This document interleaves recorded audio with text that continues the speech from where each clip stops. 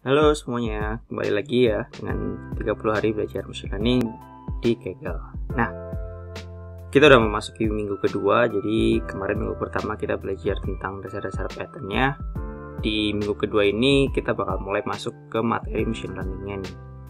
Oke, dan ya di hari ke-8, ini materi hari ke-8 ya. Kita bakal mulai dengan intro to machine learning, dan ya ini adalah lesson pertama dan lesson kedua ya hari ini yang mau kita bahas tentang how models work atau bagaimana model di machine learning itu bekerja ya.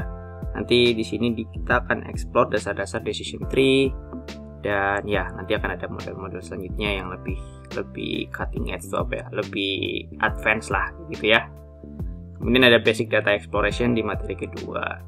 Oke, sebagai gambaran di materi minggu kedua ini kita bakal bahas nih tadi intro to machine learning course, lalu ada juga intermediate machine learning course gitu ya. Ini bakal menarik banget untuk yang minggu kedua, kebanyakan akan bahas tentang machine learningnya. Yap, kita langsung mulai aja materinya untuk minggu kedua ini. Yang pertama ini ada lesson pertama, lalu ada lesson kedua, dan ada exercise-nya juga seperti biasa.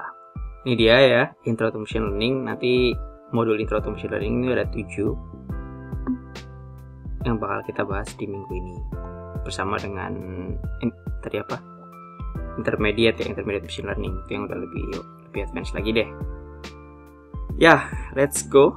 Jadi kita bakal bahas dulu nih, kita bakal mulai dari overview machine learning model, gimana machine learning model ini bekerja dan gimana dia digunakan. Ini mungkin untuk yang udah advance ya, udah sering pakai atau udah belajar data science lama, mungkin ini kayak apa namanya, udah basic banget lah, tapi nggak apa-apa kita refresher dulu. Kalau ada yang mau belajar lagi, nggak ada salahnya kita belajar dari basic lagi gitu ya. Kemudian untuk yang baru belajar ya, ini cocok banget buat kenalan sama si machine learning model gitu. Nah, ini ada sebuah skenario gitu ya. Misalkan paman kita mempunyai jutaan dolar gitu, spekulasi real estate.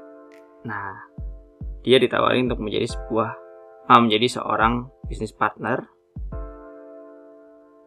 bersama kita karena kita tertarik dengan data science ya. Kemudian dia yang bakal supply uangnya, dan kita yang bakal supply modelnya untuk memprediksi berapa sih harga rumah di daerah-daerah tertentu lah, seperti itu. Kemudian kita tanya ke paman kita, sebenarnya gimana sih sebelumnya ketika dia memprediksi harga real estate atau harga rumah gitu ya. Dan dia bilang itu hanya berdasarkan intuisi aja. Kemudian sampai akhirnya dia mengidentifikasi ada pola sebenarnya gitu ya, dan dia ingin menggunakan pola itu untuk menentukan harga rumah yang baru ke depannya, seperti itu. Nah, sama halnya dengan machine learning ya. Jadi memang kita menggunakan pola-pola yang ada gitu kan untuk mempelajari dari data yang kita punya, untuk akhirnya kita bisa gunakan untuk membuat sebuah prediksi yang akurat. Nah, ini contohnya decision tree gitu ya, sebagai contoh. Ini namanya decision tree yang lumayan mudah untuk dipahami dan juga basic lah untuk beberapa model-model yang nanti digunakan ketika kita udah pakai model-model yang lebih advance. Yuk kita lihat contohnya decision tree seperti apa. Misalkan ini ya, ketika sebuah rumah punya 2 kamar. Kalau punya ya harganya $178.000. Kalau nggak punya harganya $178.000. Kalau punya kamar lebih dari 2, maka harganya bisa diprediksi $188.000 gitu. Jadi kalau decision tree itu nanti ini akan lanjut lagi. Misalkan ini udah punya 2 kamar, lalu kamar mandinya 3 gitu. Kalau yes harganya akan berapa, kalau no harganya berapa. Kalau misalkan ini udah have more than 2 bedrooms tapi nggak punya kamar mandi, ya harganya pasti akan turun lagi kan. Kalau punya ya akan naik lagi, dan mungkin kalau jumlahnya lebih banyak naik lagi gitu. Jadi dia akan terus ke bawah sampai akhirnya jadi sebuah jalur untuk kita mengambil keputusan. Nah, itulah sederhananya kalau kita ngomongin decision tree. Oke. When used to decide how to break. Ketika kita memutuskan untuk membagi jadi 2 grup ini, kemudian menentukan harga di tiap grupnya. Ini dinamakan fitting atau training model, ya kan? Nah, itulah proses kita membuat decision tree ini, itu dinamakan kita proses lagi training. Dan data yang dipakai itu adalah training data tentunya gitu kan. Atau istilahnya tadi selain training juga ada yang bilang itu namanya model fitting ya. Detailnya main kompleks, tapi di sini nggak dibahas dulu untuk yang introduction ini. Kemudian kita bisa gunakan tree-nya untuk memprediksi atau memperkirakan lah harga dari sebuah properti gitu ya, kalau kita ngomongin properti. Misalnya nih, which of the following decision is more likely to result from the Oke, mana dari dua decision ini yang dirasa paling cocok gitu, paling fit dengan real estate training data gitu ya. Pertama, does house have more than 2 bedroom? Kata dari pertanyaannya ya, apakah rumah punya 2 kamar? Kalau no, maka harganya 178. Kalau yes, maka harganya 188. Sedangkan yang kedua, kalau no-nya jadi 188, kalau yes 178. Ya, kalau kita ngomong logikanya harusnya rumah dengan kamar yang lebih besar dari 2 harganya lebih mahal dong ya, dibanding dengan yang lebih murah. Jadi yang paling cocok sebenarnya yang nomor 1 gitu kan, dibandingkan dengan yang nomor 2, karena nomor 2 ini ya kebalikannya, rumah dengan kamar yang lebih sedikit kok bisa lebih mahal gitu kan untuk di sini kan. Nah itu. Dan ya selanjutnya kita bisa semakin dalam ya, tadi yang udah sempat saya singgung. Jadi ketika udah jadi nih lebih lebar dari 8.500, kemudian ini no dan yes lagi gitu kan. Setelah tadi more than 2 bedroom, setelah tadi kita punya kamar 2, lalu ini bisa dibagi lagi luas tanahnya gitu ya, ini juga luas tanahnya, dan akhirnya ini semakin besar harganya ya. Ini akan bisa terus ke bawah lagi tergantung dengan apa yang mau kita, variabel apa yang mau kita lihat gitu untuk menentukan harga rumahnya. Yes, sampai nanti paling bawah semuanya udah kebentuk ya. The point at the bottom where we make prediction is called leaf. Istilahnya leaf nanti di paling bawah ketika kita membuat prediksi. Kalau ini di sini ya leafnya ini yang bawah nih. Ya, itu dia untuk basicnya tentang decision tree. Semoga bisa dipahami ya. Lumayan sederhana sebenarnya untuk decision tree ini. Sekarang kita masuk ke lesson keduanya ya. Klausul ini. Yep. Basic Data Exploration nih judulnya. Jadi kita mulai mempelajari dasar-dasar eksplorasi data. Di Basic Data Eksplorasi ini kita bakal mulai dengan menggunakan Pandas untuk melakukan eksplorasi ya, supaya kita bisa familiar dengan data yang kita punya. Oke, jadi yang pertama dilakukan sih salah satunya memang kita harus tahu dulu dong data yang mau kita pakai itu seperti apa gitu kan, dan ada apa-apa aja di dalam datanya. Makanya untuk melakukan hal itu kita bisa menggunakan library yang namanya Pandas gitu kan. Kemarin kalau ingat kita udah bisa mulai menggunakan external library. Nah, Pandas ini merupakan salah satu external library yang umum digunakan. Oke, nah ini dia, kita bisa panggil dia dengan import Pandas as pd aja. Ini singkatannya gitu ya, biar nanti kita gampang mau panggil Pandasnya. Dan satu yang paling penting dari Pandasnya adalah sebuah tipe data itu namanya data frame ya, gitu ya. Ini data frame ini boleh dibilang kayak ya data tabel lah gitu kan. Kalau ini dibilang kayak di Excel ya spreadsheet gitu kan, atau tabel di SQL database. Dan ya di Panda ini ada beberapa fungsi-fungsi atau metode-metode yang penting banget gitu kan, dan paling sering banget kita gunakan untuk analisa datanya. Oke, nah ini sebagai contoh, di sini digunakan data dari home prices atau harga rumah ya, masih berkaitan dengan properti tadi. Ini di Melbourne. Nanti kita bakal apply ini di hands-on exercise-nya. Jadi nanti yang materi kedua ini akan ada exercise-nya, which has home prices in Iowa. Oke. Tapi nanti kita pakai dataset yang di Iowa untuk di exercise-nya. Nah, ini Melbourne dulu, ini udah ada datanya ya. Pertama, tentunya kita siapin dulu lokasi filenya. Ini ada Melbourne file path gitu kan, input Melbourne bla bla bla .csv. Jadi nanti filenya adalah melbourne data.csv dan lokasinya ada di sini ya, di folder input Melbourne hosting snapshot, dan filenya tadi mel_data.csv. Baru kita gunakan pandas untuk memasukkan datanya nih, atau untuk import data. Misalkan gini, Melbourne data sama dengan pd read csv, lalu path-nya, filenya ada di mana. Nah, read csv ini merupakan salah satu metode dari pandas ya, untuk kita membaca file csv. Nah, nanti filenya itu akan disimpan di variabel atau di data frame ya, yang namanya Melbourne data. Oke, setelah ini diimport, kita bisa melakukan, atau kita bisa melihat summary dari Melbourne data ini untuk masing-masing kolomnya dengan memanggil fungsi describe. Nah, ya ini dengan memanggil fungsi describe, kita bisa lihat nih basic statistiknya nih. Jadi kita bisa lihat count-nya berapa sih, jumlah row-nya berapa sih, mean atau rata-ratanya di kolom room, kolom price, kolom distance, postcode, bedroom, dan teman-temannya sampai belakang ya.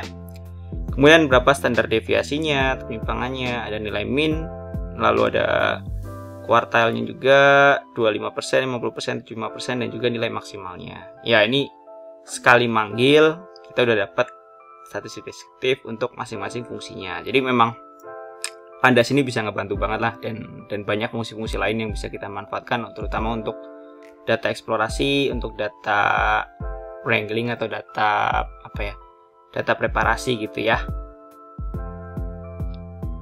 Oke, nah dari hasil dari kita panggil, kita bisa lihat nih tadi ya, count ya, atau jumlah data yang tidak punya missing value. Jadi kalau kita lihat nih 13580, kita punya 13580 row gitu ya. Dan kalau kita lihat ini ada 13518, artinya nih ada berapa berarti? 62 ya. 62 yang nol atau yang nggak ada datanya untuk car. Gitu kan, untuk kolom car-nya. Sama dengan untuk building area nih, ini lebih sedikit lagi. Lalu ada years build gitu kan. Yang lain ada datanya. Gitu.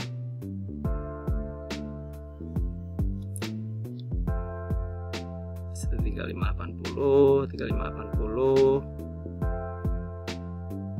Oke. Ya, itu nanti istilahnya missing data tadi ya. Dan ini tadi udah dijelasin, dia ada min untuk average, standar deviasi.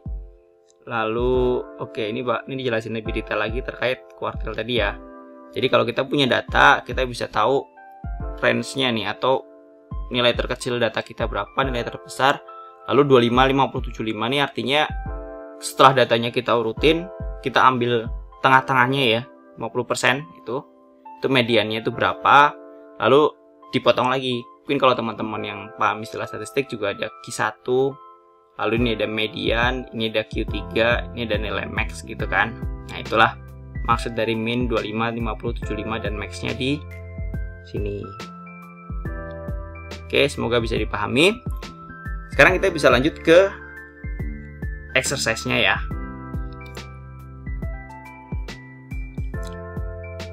Ya, jadi tujuan dari exercise yang sekarang ini adalah untuk mempelajari dulu nih dasar-dasar gimana kita membaca datanya, lalu memahami basic statistik tentang datanya.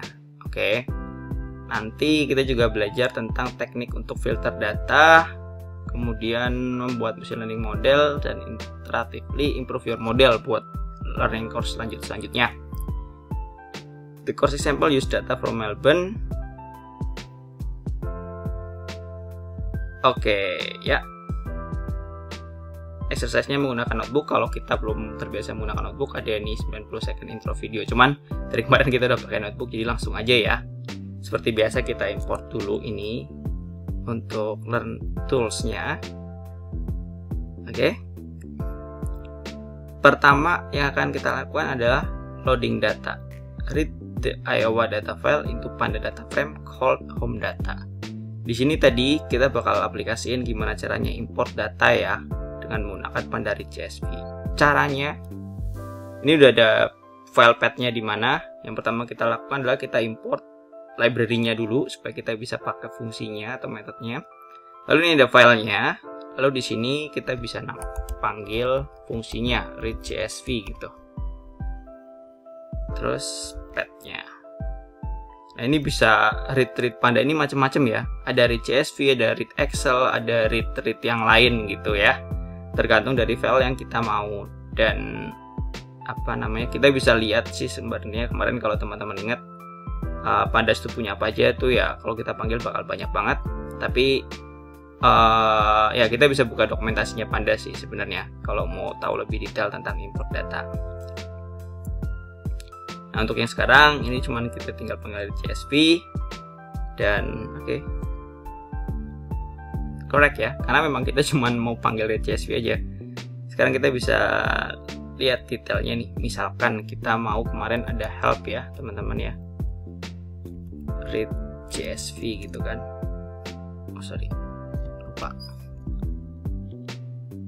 Nah ya jadi kalau kita kemarin ingat mau panggil read CSV, jangan lupa dikasih PD nya ya.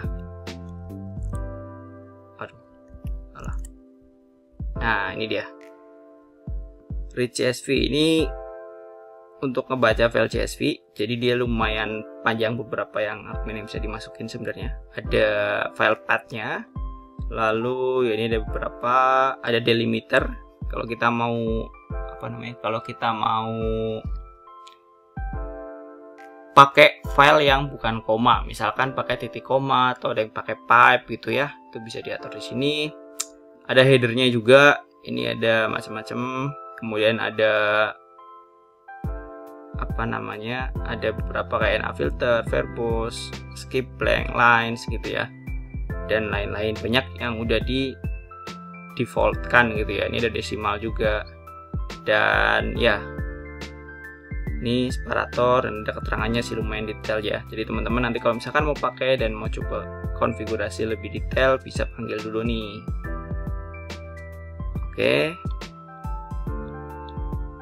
Yes, aja bener. Ya, sip. Kita coba lihat dulu solusinya. Ya, memang cuma PD read CSV aja. Yang kedua, review data. Use the command you learn to view summary statistic of the data. Then fill in variable to answer the following question. Pertama kita minta dulu summary statistik ya. Tadi namanya apa? Variabelnya apa lagi? Home data. Nah caranya ya udah, kita tinggal perlu panggil di sini home data, lalu describe. Yes, ini aja langsung keluar ya, count, mean, standar deviasi, dan selanjutnya. Lalu di sini ada what is the average lot size rounded to nearest integer. Kita cari average lot size. Ini lot size ya. Kita cari dulu lot size. Nah, lot size kita average lot area ini ya. Lalu kita ditanyakan average lotnya ya. Average itu artinya min. Ini minta dibulatkan ke integer terdekat. Berarti di sini kita bisa isi 10517. Lalu as of today, how old is the newest home? Current year, the date in which it was built. Kita bisa lihat tahunnya, years built ya. How old is the newest home? Artinya sampai hari ini. Current year artinya di sini 2021 kan, dikurangin dengan tahun terakhir. Artinya kita lihat nih year build maksimalnya itu 2010. Sekarang kita 2021. Berarti 2021 kurangi 2010. Artinya 11 tahun udah ya. Coba cek. Correct. Yeay. Bener ya. Jadi kalau kita mau cari tahu rata-ratanya, dan ini tadi dibulatkan, makanya tadi 10516,8 ya, paling dekatnya 10517 gitu yang kita masukin. Lalu berapa umur rumah yang paling baru per hari ini gitu kan. Kita sekarang 2021. Kemudian di sini ada 2010 ya untuk nilai maksimalnya. Kalau pertanyaannya ada rumah tertua, berarti kita pakainya yang ini 1872 karena kita yang paling baru ya 2010 seperti itu. Yes, itu dulu materi untuk hari ke-8. Semoga bermanfaat. Nah, nanti selanjutnya kita bakal bahas lagi nih yang lebih seru-seru di hari-hari selanjutnya. Ya, oke. Terima kasih.